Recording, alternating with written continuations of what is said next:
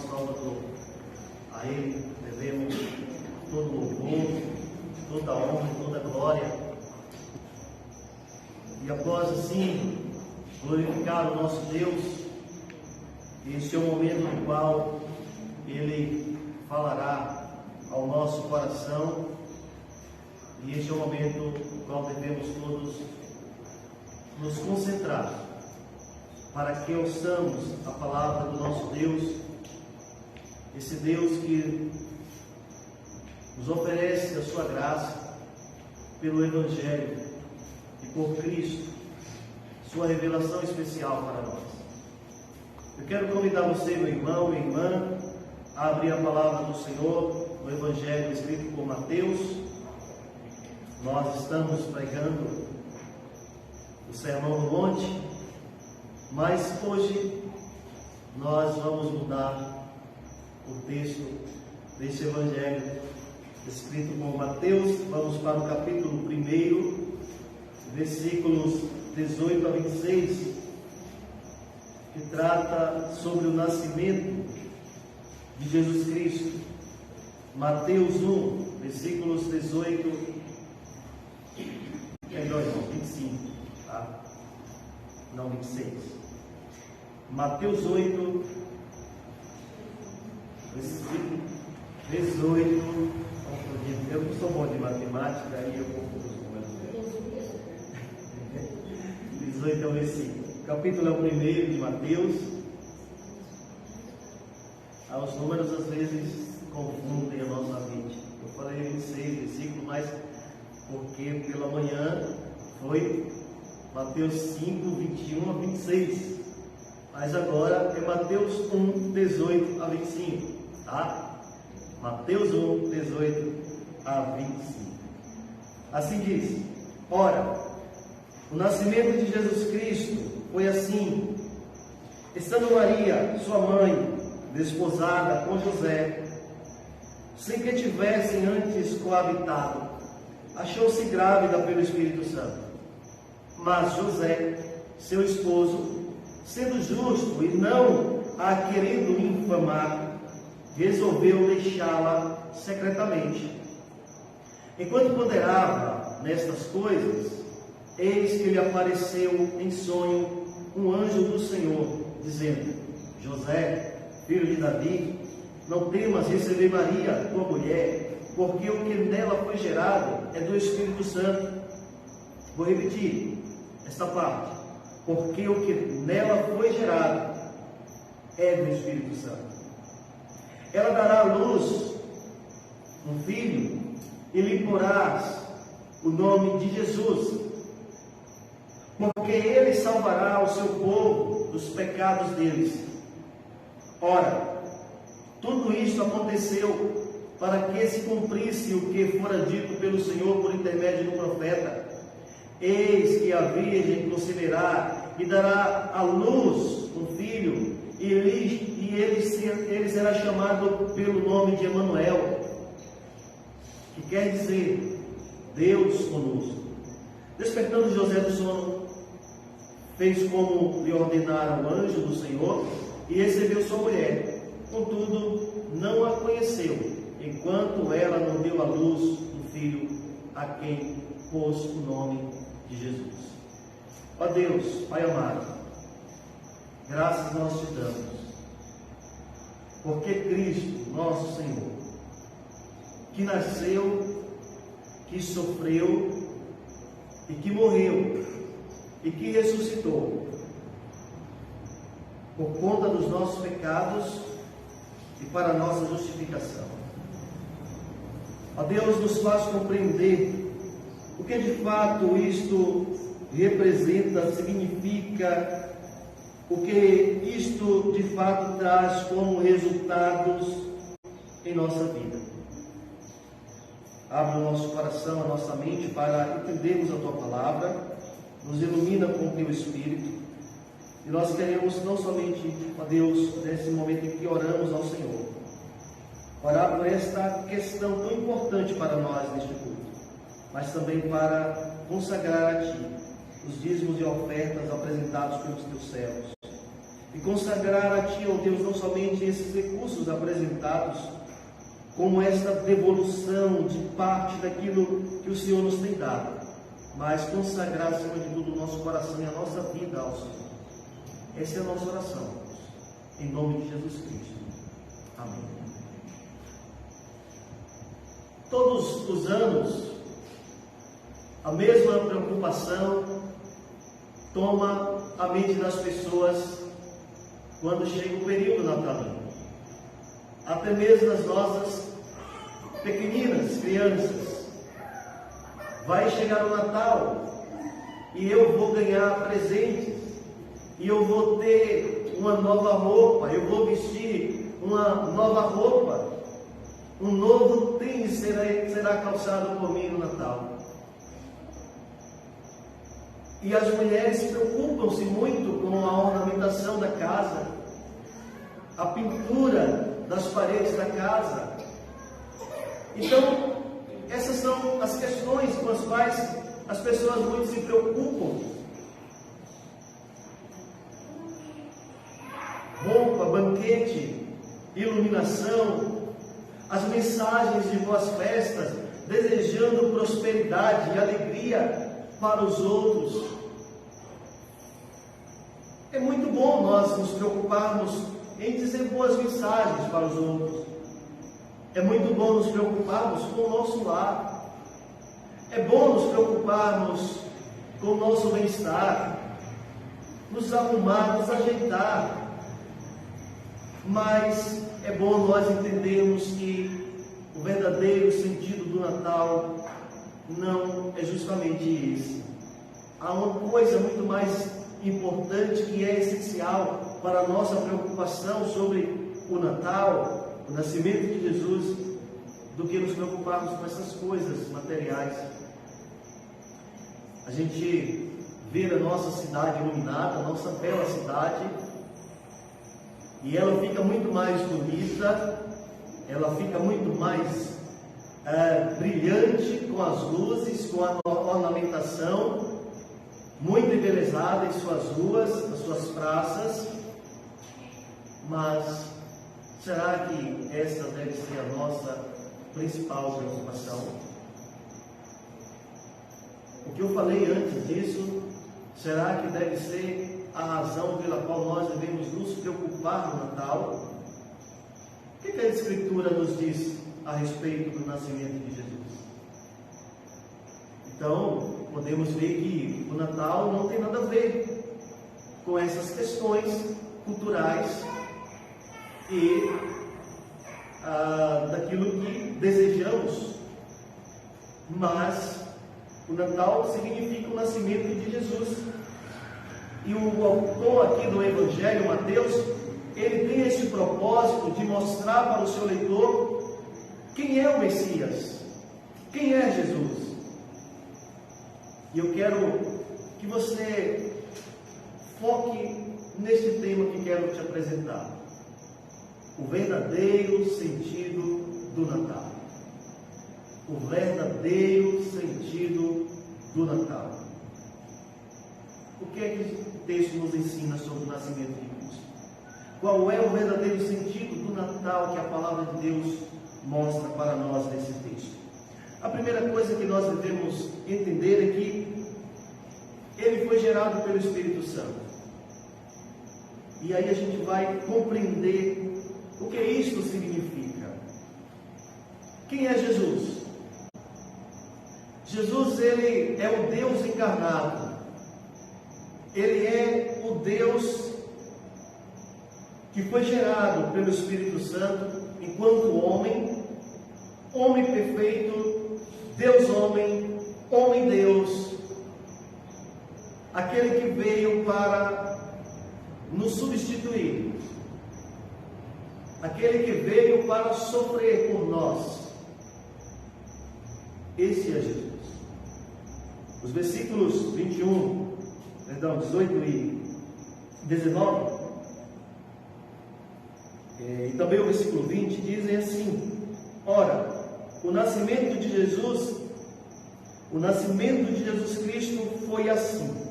Então é importante a gente pegar este trechinho aqui do versículo 18, porque Mateus diz assim: ora, o nascimento de Jesus foi assim. Assim como? Estando Maria, sua mãe, desposada com José, sem que tivessem antes coabitado, achou-se grávida pelo Espírito Santo. Mas José, seu esposo, sendo justo e não a querendo infamar, resolveu deixá-la secretamente. Enquanto ponderava nessas coisas, eis que lhe apareceu em sonho um anjo do Senhor, dizendo: José, filho de Davi, não temas receber Maria, tua mulher, porque o que nela foi gerado é do Espírito Santo. Olha a situação de José, né? Olha só a situação deste casal. Aqui diz que José e Maria eram esposo e esposa, eram um casal. Só que eles ainda não estavam, literalmente, consumadamente casados, como era o relacionamento anteriormente, né? Não existia esse namoro dos nossos dias, em que os namorados têm uma total liberdade para fazerem o que quiserem e para saírem e voltarem a hora que bem querem. Não, naquele tempo era diferente. Então, um amigo, ele tinha uma amizade com o outro, essa aproximação, e de repente eles, por essa relação amistosa, dizem: olha, vamos casar os nossos filhos. Eu tenho a minha filha e eu quero que ela seja esposa do teu filho. E era assim que era acertado o casamento, mas isso não significa dizer que eles eram obrigados a casar, porque eles poderiam escolher que não queriam casar um com o outro. A menina poderia dizer que ela gostaria de casar com outro rapaz, e aquele rapaz poderia dizer que ele gostaria de casar com outra moça. Mas se esse relacionamento, esse casamento fosse acertado por esses jovens, eles eram noivos. E como era feito o noivado naquele período? Ele era um compromisso que era judicial, era um compromisso que era acertado, como se acertasse em cartório, e os noivos não poderiam voltar atrás. José não poderia abandonar Maria naquele momento, como Maria não poderia desistir de casar com José naquele momento. Mas diz o texto, leia comigo aí no versículo 18, diz: desposada com José, estando Maria desposada com José, ou seja, com um noivado juridicamente acertado, um casamento que iria acontecer. Enquanto eles estavam desposados, ou seja, o texto diz que eram esposos, porque de fato eles eram já um casal, mas o casamento não havia consumado, porque durante este período, se não me engano, tinha um espaço de tempo, e a noiva ela continuava morando na casa dos seus pais. Eles não haviam ainda tido nenhuma relação íntima, porque eles não passaram a morar no mesmo lar para consumar o casamento. Então, diz o texto: estando Maria, sua mãe, desposada com José, sem que tivesse antes coabitado, ou seja, sem que eles ainda tivessem uma relação íntima como marido e mulher, achou-se grávida pelo Espírito Santo. Então, veja que José falou: mas como é isso? Nós estamos noivos, nós ainda não coabitamos, nós não moramos juntos. Eu tenho te tratado com todo respeito, com toda honra, mas agora você me diz que está grávida, E aí o que ele faz? Mas ele sabia de que esse filho que estava na barriga de Maria era Jesus. Mas o que ele faz? Vamos lá. José diz: olha, eu não quebrei o 7º mandamento, e talvez as pessoas, elas não vão entender isso, e vão dizer que Maria adulterou, porque naquela cultura, quando a mulher ela cometia a quebra do sétimo mandamento, ela era julgada e ela era sentenciada a morrer às pedradas. Lembra daquele texto lá de João, em que os homens pegaram a mulher em adultério e queriam matá-la às pedradas? Então José o que é que faz? Ele, olha, para não infamar Maria, eu vou fazer de conta que eu, quebrei o sétimo mandamento. Eu vou fazer de conta que fui eu que cometi o pecado, eu vou abandoná-lo, eu vou fugir. Ele fez isso, eu vou fugir, ninguém vai saber que eu fugi onde eu estou, e ela vai ser inocentada no tribunal, para que ela não morra, para que ela não seja humilhada, para que ela não sofra uma humilhação pública. A intenção dele foi essa.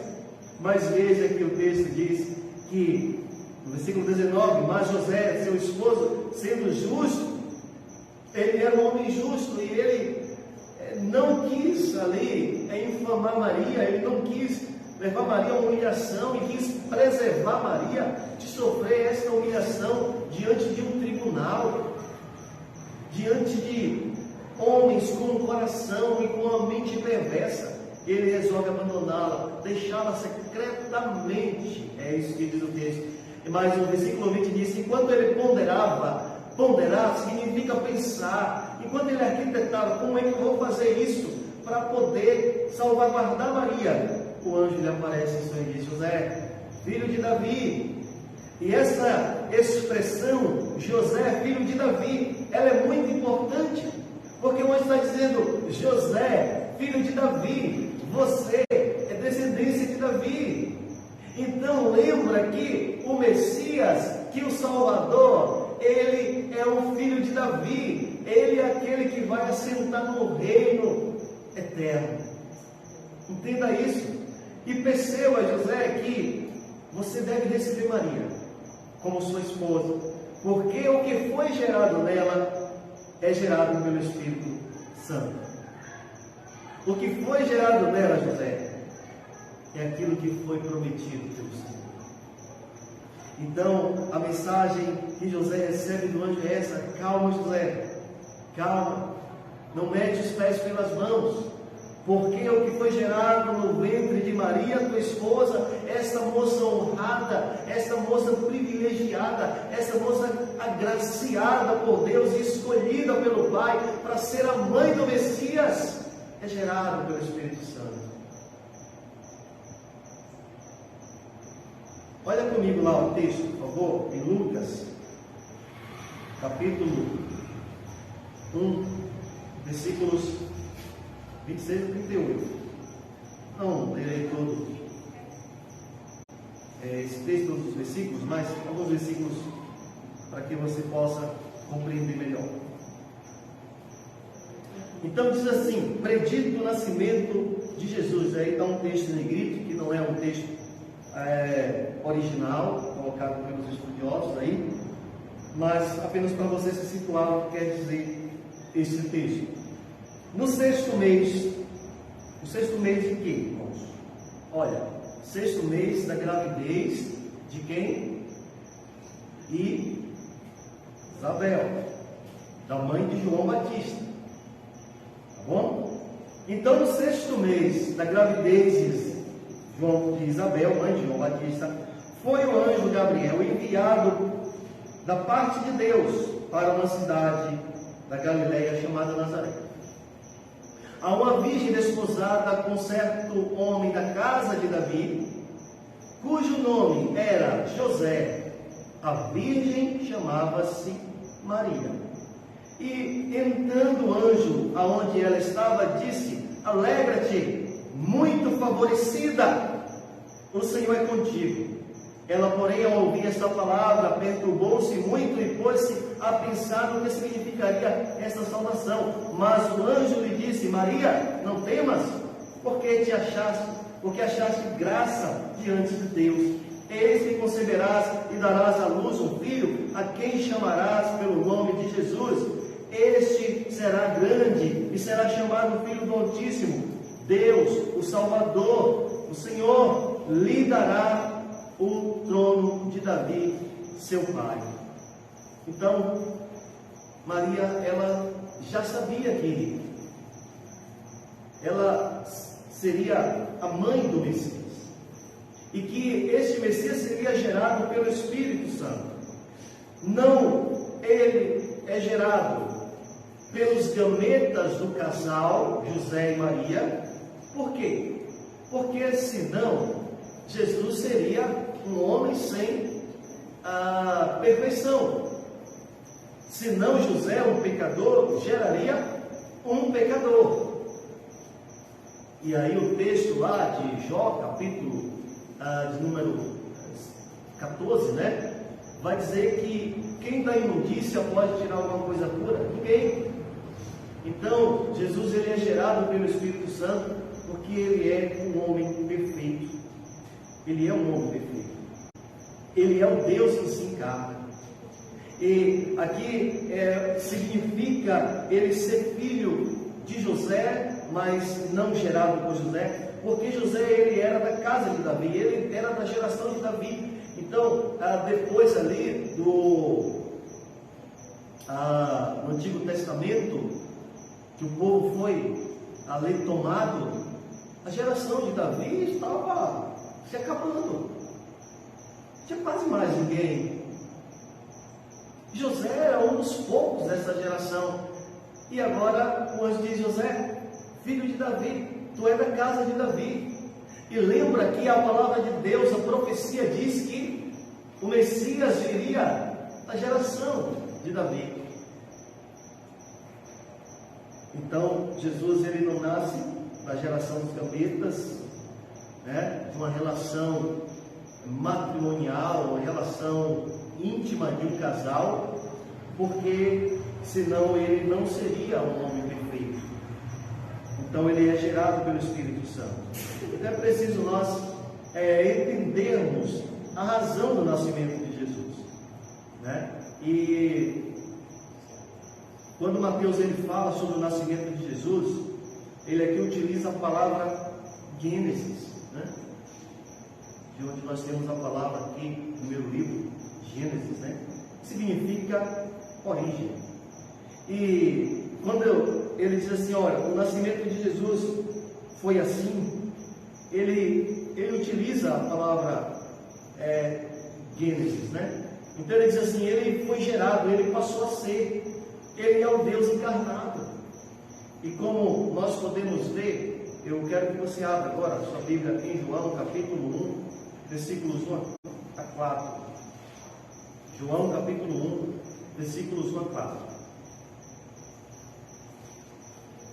Assim diz: no princípio era o Verbo, e o Verbo estava com Deus, e o Verbo era Deus. Ele estava no princípio com Deus. Todas as coisas foram feitas por ele, por intermédio dele, e sem ele, nada do que foi feito se fez. A vida estava nele, e a vida era a luz dos homens. O que é que João quer dizer com isso? Quando João diz, no princípio era o Verbo, João volta para Gênesis capítulo 1, versículo 1, dizendo, ora, Jesus que é o Verbo, no princípio ele estava lá na criação. Jesus, ele precede a história. Jesus, ele precede o tempo. Jesus, ele precede todas as coisas. Ele é o Deus desde o princípio. E quando João diz, no princípio era o Verbo, e o Verbo estava com Deus, e o Verbo era Deus, e todas as coisas foram feitas por ele, por intermédio dele, e sem ele nada do que foi feito se fez. Ele está dizendo, ele é o Deus que se encarnou, ele é o Deus que virou homem, porque a palavra quando diz ali naquele texto, diz, e o Verbo era Deus, ele está dizendo, se Jesus, ele é o mesmo Deus, da mesma essência, ele é apenas uma pessoa de Deus, é o Deus homem, é esse Deus que veio para ser homem como nós, para sofrer aquilo que nós deveríamos sofrer, porque a sua luz ela resplandece sobre nós. Ele está dizendo, Jesus, ele é o Deus que se encarnou. Olha que maravilha, olha que coisa tão importante. Olha que compreensão tão maravilhosa. E muitas vezes nós confundimos o sentido do Natal com as luzes que iluminam a cidade, as luzes que nós colocamos em nossas casas, as luzes que nós colocamos em nossas plantas, que ficam ali piscando, e a gente achando tudo bonitinho. E quando a gente era criança, a gente amava, né, ver aqueles pisca-piscas. E a gente confunde o sentido, a luz verdadeira que deve brilhar é a luz de Jesus. O sentido correto, a compreensão adequada que devemos ter é a de que Jesus nasceu, de que o Messias veio, de que ele foi gerado pelo Espírito Santo, de que ele é o Deus que se encarnou para morrer em nosso lugar. Leia aí o texto, do versículo 21, final lá, e diz assim, porque ele salvará o povo dos pecados deles. Ele salvará o seu povo dos pecados deles. Aí o sentido do Natal. Aí a compreensão correta do Natal. O homem criado em imagem e semelhança de Deus pecou. Ele caiu. Ele não consegue satisfazer a vontade de Deus. Ele não consegue satisfazer a justiça de Deus. Então Jesus veio para ser o Adão perfeito, como ensina o apóstolo Paulo na carta aos Romanos, capítulo 5, versículo 12. Essa é a mensagem que você tem. É a mensagem que o Messias chegou. De que o Messias veio para ser o Salvador do seu povo. E em segundo lugar, é de que o Messias, ele veio para salvar o seu povo do seu pecado. Olha o versículo 21. Nós lemos uma parte, quero ler todo o versículo agora.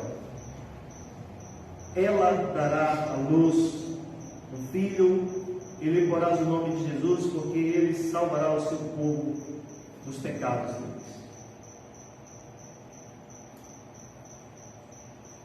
Será, meus irmãos, que o nascimento de Jesus, que é um fato histórico, é um fato inegável. E outro dia, há pouco tempo, eu ouvi um ateu renomado, dizendo: ora, o nascimento de Jesus, a existência de Jesus, embora você creia ou não nele, embora você concorde ou não com o cristianismo, embora você siga ou não o cristianismo, é algo inegável, é algo que você não pode duvidar que existiu. E este nascimento de Jesus, ele não foi apenas um fato histórico, ele não foi apenas para a gente dividir o tempo em antes e depois de Cristo. Ele foi para satisfazer a vontade de Deus. Ele foi para atender a necessidade humana, a salvação, o perdão dos pecados. Ele é o descendente da mulher, e o próprio Deus diz lá em Gênesis capítulo 3, versículo 15, que a mulher daria à luz a um descendente que esmagaria a cabeça da serpente, que venceria o pecado, que venceria o inimigo de nossas almas. Nós não podemos, meus irmãos, deixar de vislumbrar o decreto de Deus. O plano salvífico de Deus não pode ser esquecido, não pode ser confundido, porque Jesus veio para vencer o pecado. Quando você chegar a esta data de Natal, claro que você deve se preocupar com questões pessoais, da sua casa, da sua arrumação, entendeu? Mas entenda o que é mais importante, o que é mais essencial. Muitas vezes a gente cansa de tanto receber as mensagens, ou dizer mensagens para tanta gente, tantas pessoas. Quantas pessoas você tem na sua agenda de telefone? Quantas? Eu creio que todo mundo aqui, quase todo mundo, tem mais de 200. No meu tem umas 200 pessoas. E a gente fica mandando mensagem. Não estou dizendo que você não deva fazer isso, mas as pessoas mandam aquela mensagem do Feliz Natal. E o que significa isso? A gente precisa entrar no âmago da questão. E quando você mandar uma mensagem de Feliz Natal para alguém, diga: o Messias nasceu o Salvador. O Messias nasceu para perdoar os pecados. O Messias nasceu, Jesus veio ao mundo porque nós não tínhamos a condição de satisfazer a vontade de Deus.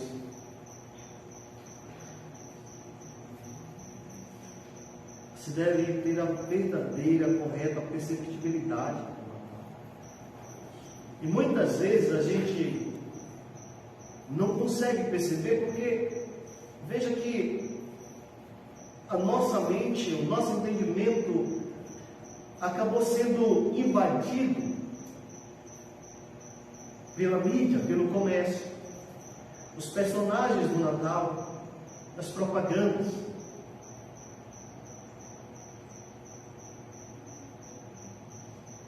A mensagem do comércio: Natal vai ser feliz se você comprar.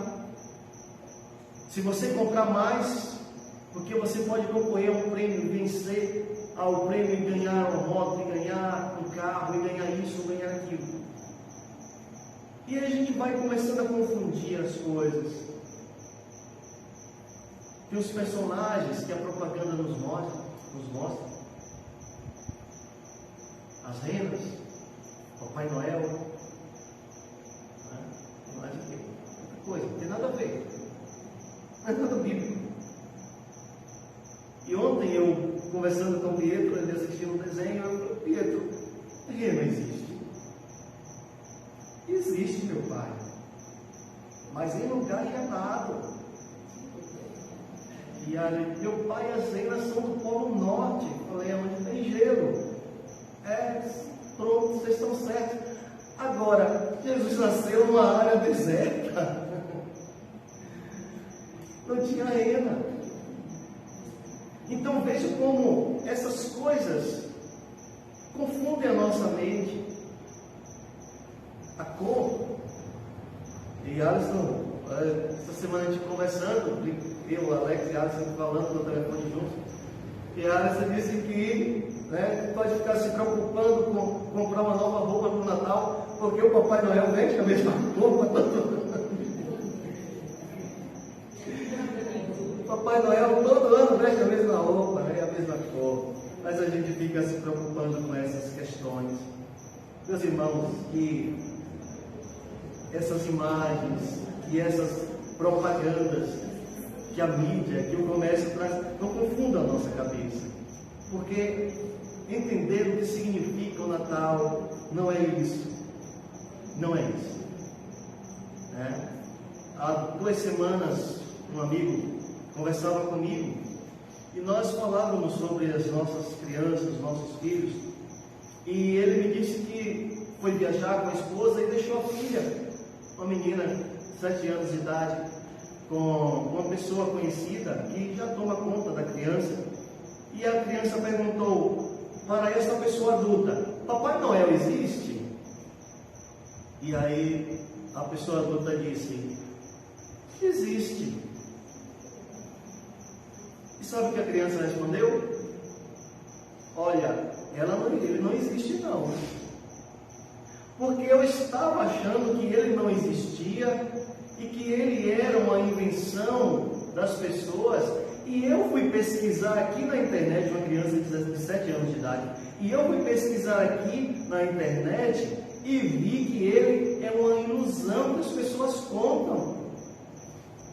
Meus irmãos, nós precisamos ter a vivacidade na nossa mente que essa criança tem. Ela disse: não, eu não vou ser iludida por essa invenção que as pessoas contam, porque Papai Noel, ele não existe. Isso não tem nada a ver com a verdade do Natal. Então, quando nós falamos sobre o Natal, nós devemos perceber que a verdade que precisamos conhecer e levar as pessoas a conhecerem também é que o Messias, ele nasceu, é que Cristo, ele veio, ele é a revelação especial de Deus, ele é o redentor do seu povo, ele veio para salvar o seu povo. R.C. Sproul, ele nos diz que a Escritura nos apresenta a ideia de salvação, que significa o resgate de uma ameaça causada por uma destruição. E qual foi a destruição? O pecado. Então essa salvação é um resgate que nós temos desta ameaça que nós causamos com a nossa queda lá no Éden.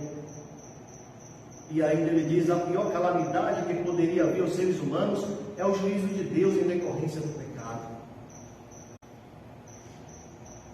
Qual o verdadeiro sentido do Natal? Compreender que fomos e que somos salvos pelo Messias. Saia da ilusão, saia da compreensão rasa, do entendimento superficial, da visão equivocada sobre o Natal. Jesus, o que nasceu, gerado pelo Espírito Santo, é o que haveria de morrer e ressuscitar para a nossa justificação, como está em Romanos capítulo 4, versículo 25. Mas a última coisa que esse texto aqui de Mateus nos ensina é que Jesus nasceu para cumprir o propósito de Deus. Versículos 22 a 25.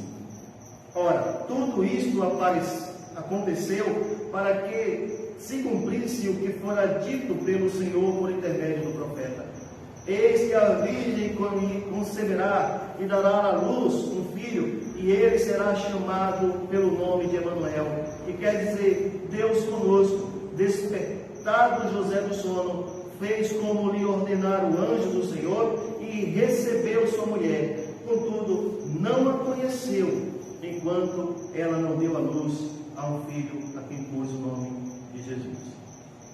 Então veja aqui mais uma vez, como falamos anteriormente, sobre a forma como esse homem justo José, ele honrou Maria. Então diz o texto que ele não teve nenhuma relação com ela até que tudo isso acontecesse. Então, aqui o versículo 22 nos mostra que Jesus nasceu para o cumprimento do decreto de Deus. Nós tivemos a oportunidade de entender isso, conhecer o decreto de Deus, estudando aí a confissão de fé de Westminster.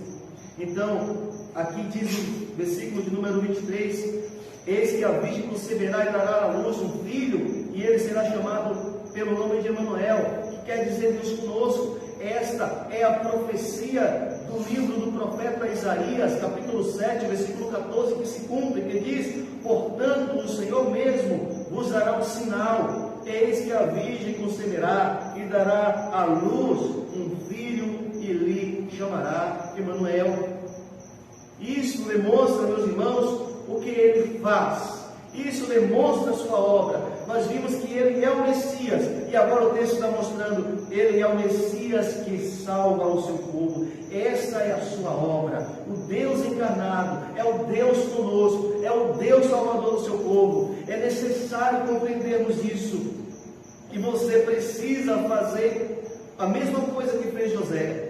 Ele foi obediente, ele acudiu aquelas palavras de boas novas. Jesus, ele trouxe essa palavra de boas novas, e a palavra evangelho significa boas notícias. É isso que Jesus trouxe para nós. Então, a melhor percepção do Natal é que você deve compreender o evangelho. E José nos dá esse exemplo: obediência, submissão, é o cumprimento do decreto de Deus. José entendeu: o Messias está vindo, o decreto de Deus está se cumprindo. Veio para salvar o seu povo do seu pecado, e eu sou um deles. Então, meus irmãos, a iluminação, as árvores, as cores, os animais, o Papai Noel, não são as figuras nem os personagens da Escritura Sagrada.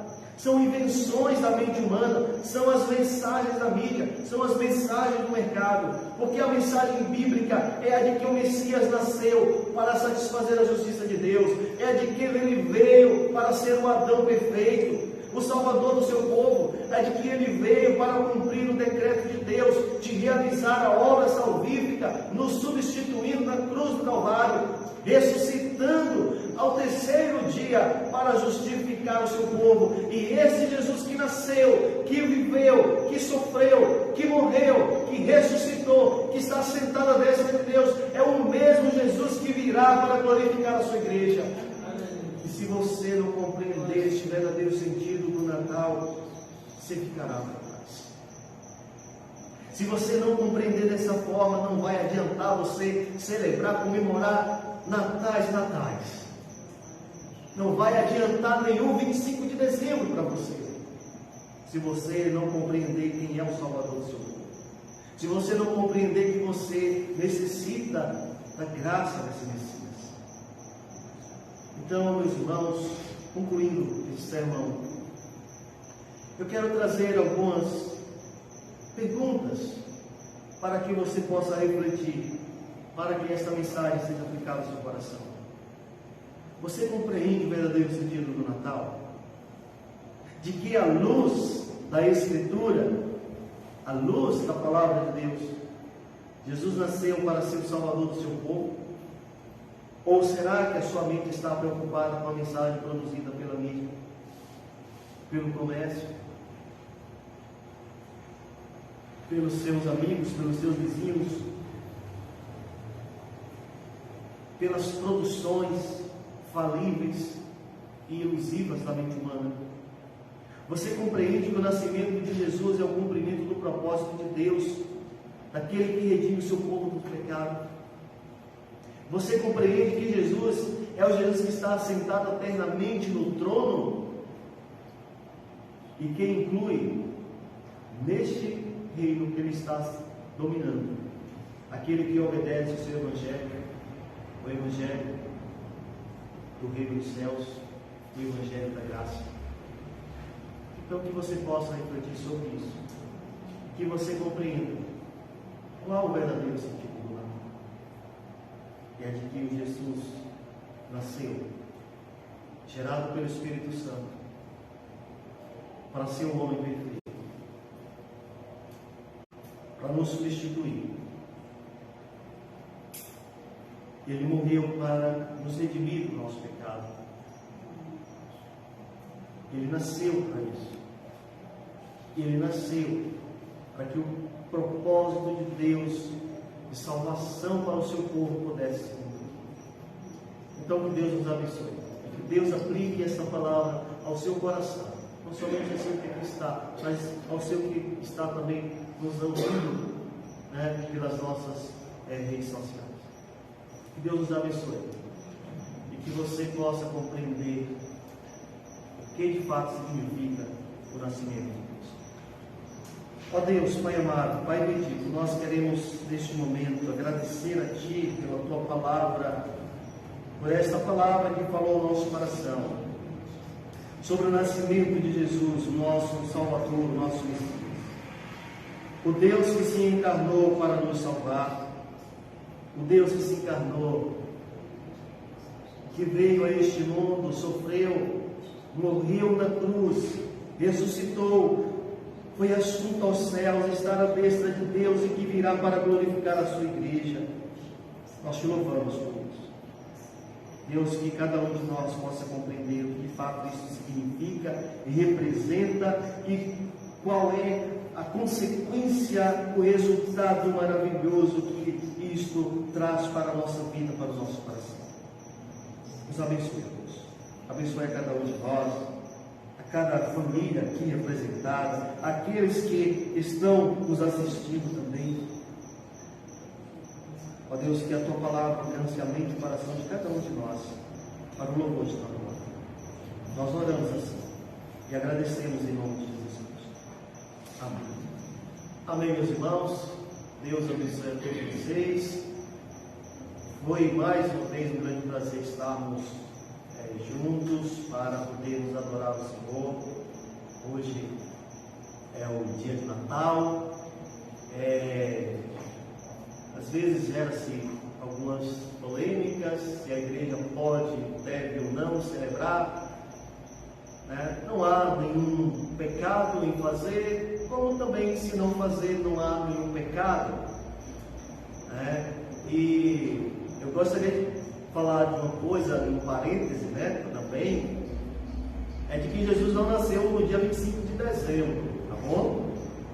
Então, entenda isso. Jesus nasceu dia 25 de dezembro? Não. A Escritura não mostra a data. Então, se nós formos olhar ali também, por aquilo que o texto de Lucas diz, no sexto mês, ou seja, 6 meses depois da gravidez ali de Isabel, Jesus ele tem 6 meses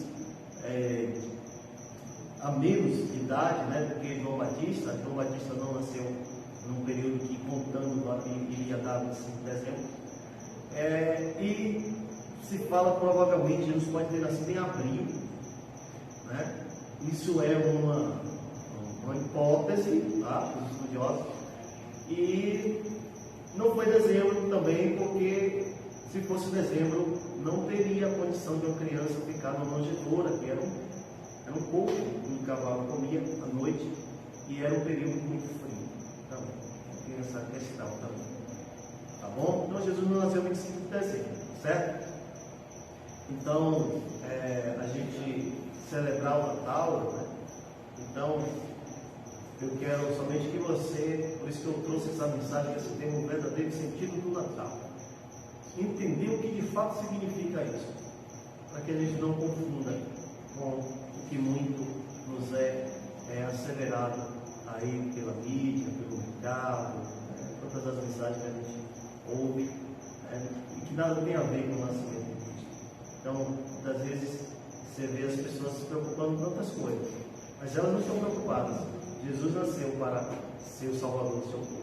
Jesus nasceu porque eu sou um pecador. Todo mundo está comemorando o Natal, todo mundo está lá na praça, olhando a ornamentação. Eu vou lá também, olho também, que eu acho muito bonito, embeleza a nossa cidade, mas isso nada tem a ver com a mensagem bíblica, tá bom? Então, as pessoas vão dizer: olha, Jesus nasceu porque eu sou um miserável pecador que precisa ser salvo. Ninguém diz isso, Todo mundo diz tantas coisas menos isso. Então, eu quero que você entenda realmente que é o verdadeiro sentido do Natal. Bom, meus irmãos, teremos a nossa reunião de estudo terça-feira, mas provavelmente eu quero apenas conversar um pouco com os irmãos. E não teremos culto domingo.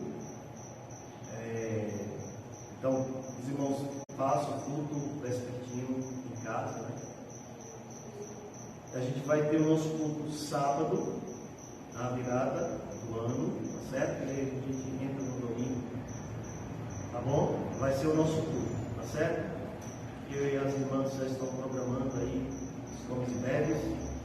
Então, essa questão fica na responsabilidade de vocês, tá certo? Não vou me preocupar com isso, não. Tenho outras coisas para poder me preocupar, então deixo isso para que vocês se preocupem e para que vocês tomem a direção, tá certo? E no mês de janeiro eu estarei em férias, tá bom? Nós teremos apenas um culto matutino, certo? O Israel não tem condição de assumir o trabalho amanhã e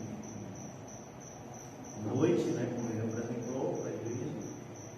Então, se alguém querer, puder apenas dar o estudo domingo pela manhã, e a gente tem os dois trabalhos, tá certo? Se não, a gente fica só com o trabalho matutino até o mês de fevereiro, quando retornar das férias, tá bom?